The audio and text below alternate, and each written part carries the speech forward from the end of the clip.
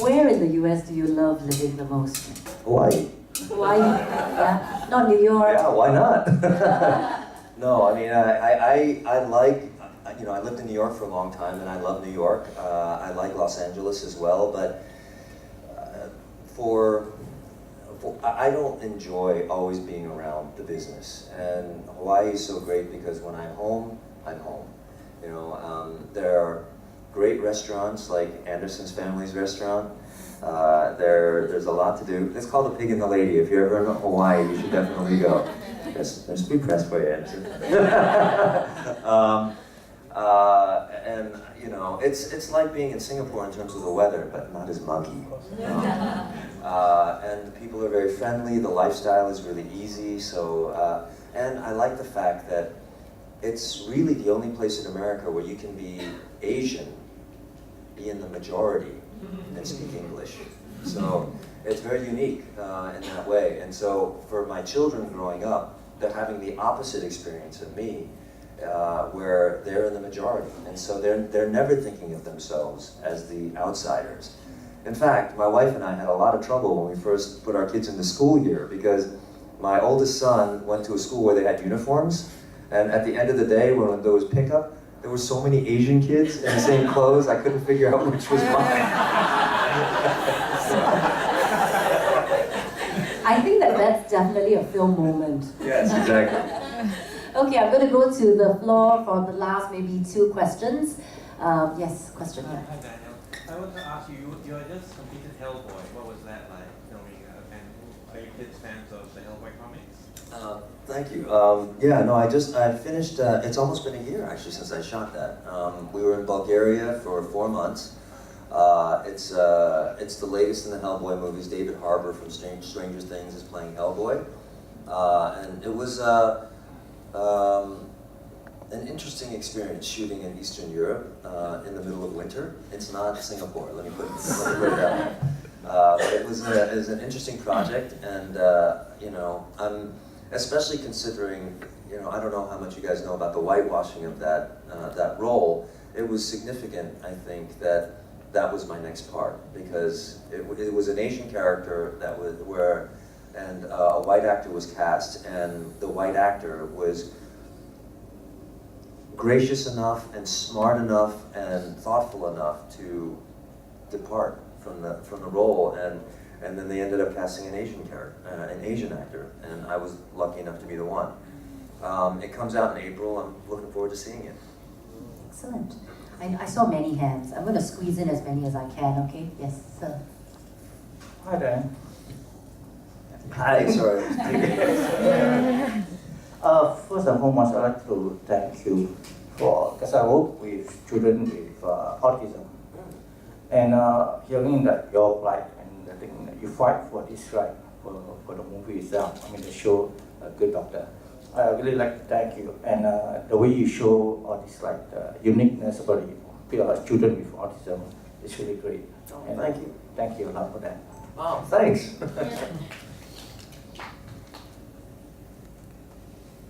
Hi Daniel. Hello. My name is Naomi. Nice to meet you. Nice to meet you. I do have a question. 2019 is fast approaching. I just want to ask you, what are your thoughts on how you would do things a little different next year, you know, with your production company, or whether it's your acting career? What would you do a little different? Because I reckon you're at a stage in life where things are kind of stable for you, so just to be a little bit on your tippy toes, what's something that you would do different?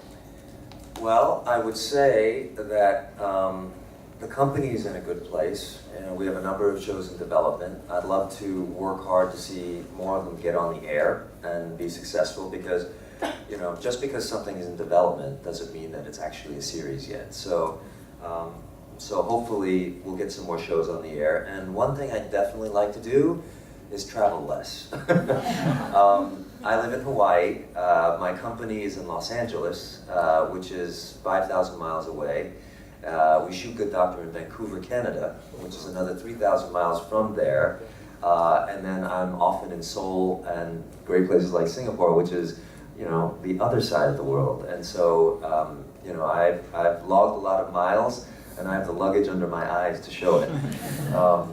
so I'd like to travel less and I'd like to act more. So, you know, I think there are a few things on the horizon that you'll be able to see me in soon. Okay, one more question over there. Hi, Daniel. Hi. Big fan of Saints Row and the character Johnny Gat. Oh, right on. Thank you. Yeah, I wanted to ask you in terms of, since you're someone who's done both acting and producing, what are your views on online casting, especially in the US? What do you mean by online casting? Basically, online casting platforms, that's what I mean.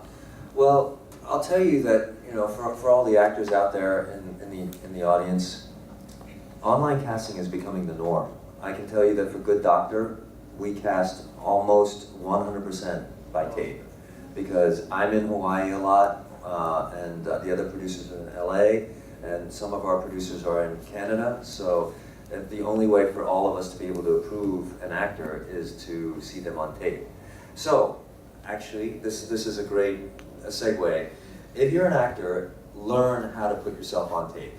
No, I mean that, 100%. Like, if you get the opportunity to go on tape, make sure that you have a good background, make sure you have a decent camera, you know, and do as many takes as it takes for you to feel comfortable. Because the big advantage of putting yourself on tape for an audition is you get more than one chance to do it. You know, when you're in a room live, it's just that one read and then you're gone. So take care to do it right. I notice as a producer, when actors, you know, are doing something on their iPhone, you know, with the kitchen cooking food in the background, you know, it just shows me you're not taking your job seriously. So now that auditioning on tape is the norm, you know, do everything you can to get good at that. On top of that same topic, actually, do you think there'll be, on top of the same topic earlier, so do you think there'll be more Asian actors in Hollywood, as in from Asia? Yeah, no, I'm glad you brought that up, because for this new show on ABC, one of the reasons I was in Korea was I was scouting Asian actors. You know, I think there'll be great opportunities for all of you who speak English well now, because now that we're casting more on tape, and we're always looking for new talent, and because a lot of the Asian American talent is lucky enough to be working because there are more opportunities, it means things are going to open up in Asia. Because I can tell you, I'll definitely be looking, you know, so be ready. I'll get your number later. Me first. Someone from behind, yes, lady there. You want to shout it? I just wanted to ask, you started off as an actor, but then you went into producing films and all that. How did being a producer change your perspective or change you as an actor? And a second question is, as an actor, do you think that there are a lot more ways to learn and improve yourself rather than just through acting? So maybe like for you, like dabbling in producing or directing or maybe even script writing? Yeah, no, good questions. I'll answer the last one first. There are other ways to become good at acting, and one of the main ways is to live. You know, the actors out there, you're all young, but, and I don't know how many of you have done Chekhov, for instance, or Shakespeare, but you know, it's very interesting watching young people do Chekhov, because you have a character like Uncle Vanya, who's 45 years old, talking about how he's wasting his life, being played by someone who's 18 years old who has no idea what life is. So, live your life, experience all that you can, observe people. You know, one of the great things about living in a city like Singapore is that you're surrounded by people all the time. When I was in New York, I used to just pick a person and start walking like that person. Or, you know, I used to just look at their physicality and think about things like, what animal does that person remind me of? You know, things like that are great ways to kind of have characters, you know, stored inside of you. And so those are all important ways to kind of think about your craft through the way you live. I hope that answers your question. And then, what was the first question again? How did producing change your perspective? Oh, yes. I will tell you that, you know, looking at a bunch of actors' auditions really helped me craft my own auditions. And watching actors on set, and this is something I learned as an actor as well, taught me a lot about who I'm going to hire. Because it's not just what you do during your audition, it's who you are when you're on set. If you're a pain in the ass, I never want to work with you, period. And that was true when I was an actor, but I never had the power to say, you're fired, you know? Ooh, I sounded like Trump for a second.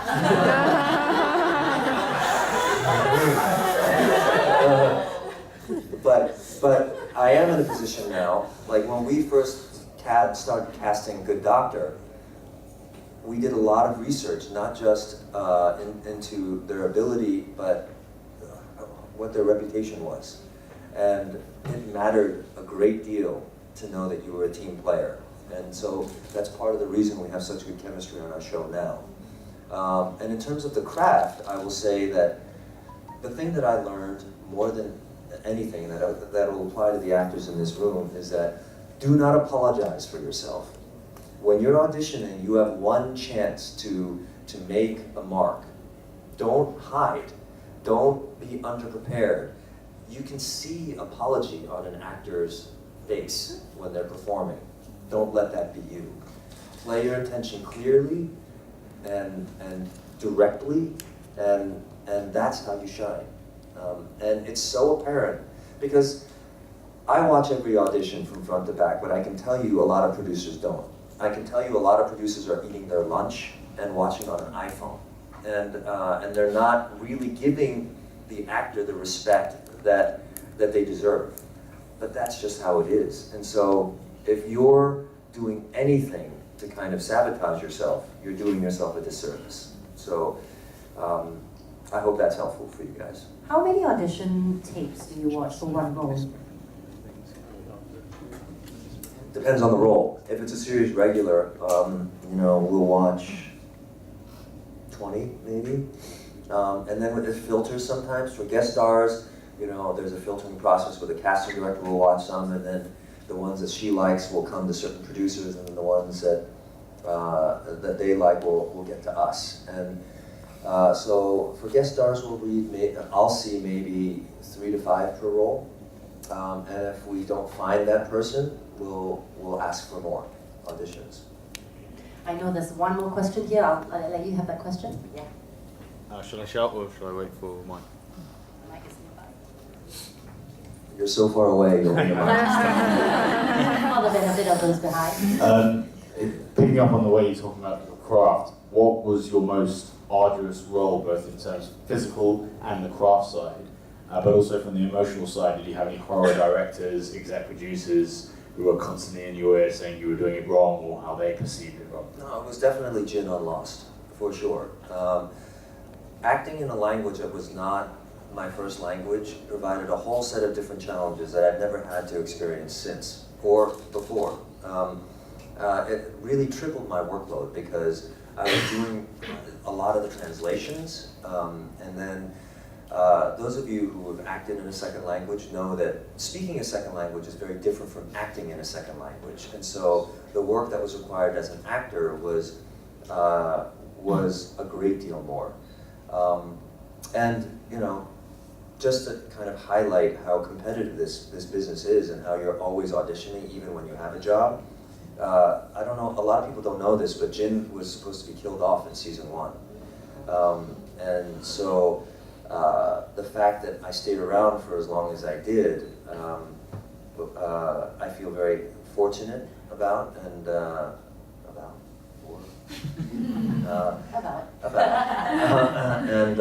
you know, it made the extra work I put in definitely worth it. Okay, I'm gonna take. No questions from the peanut gallery.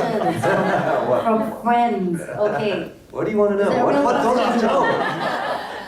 I've been waiting 40 years to be in this position. Wow. Okay, I have to have this moment then. Those are bad. Other questions I could ask. No, I just want to comment, backtrack to that young lady's question about, and the advice you gave of always studying people and working on your craft. He really means that. On the drive over here from the hotel, he was trying to speak like a native Singaporean. I just, oh, we should all hear that. No.